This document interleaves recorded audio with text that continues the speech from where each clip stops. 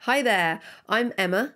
Welcome to my studio and to part 2 of this series on drawing a giant hyperrealistic hand.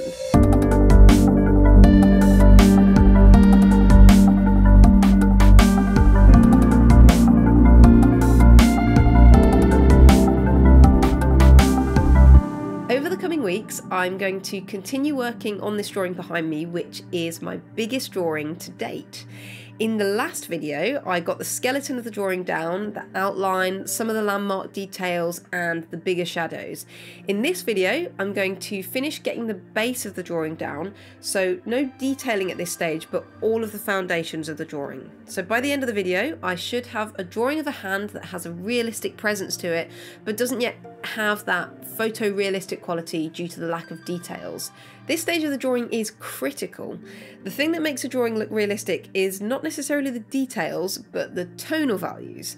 This is also probably the most physically demanding stage of the drawing because it involves a lot of shading, so it's important that I take lots of time with it to make sure I get the tones right and I don't get a repetitive strain injury.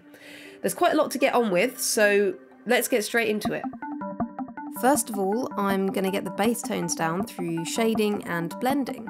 This is all about being slow and precise with my shading and then working this into the paper.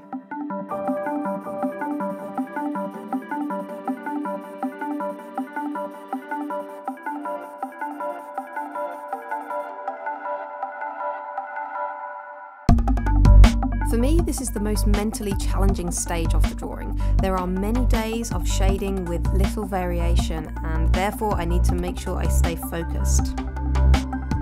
I apply a layer of graphite across the whole drawing, and then it's time for the exciting bit, going over it again and again until it's dark enough.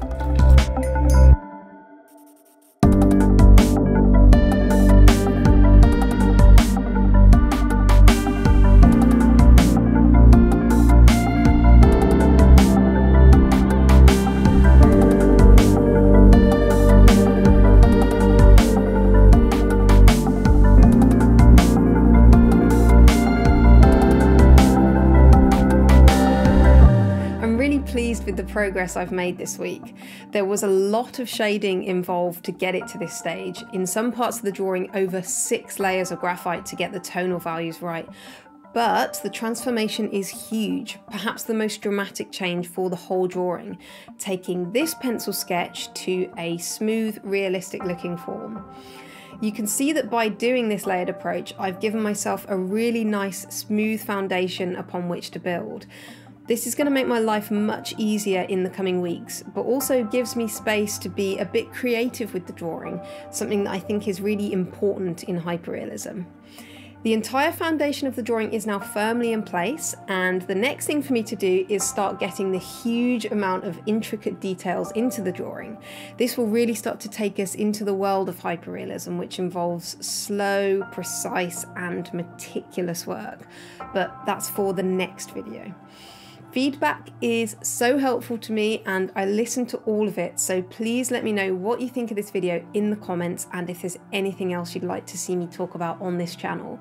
If you enjoyed this video and you'd like to see the rest of the drawing come together, please like the video and subscribe and hit the notification bell. See you next time.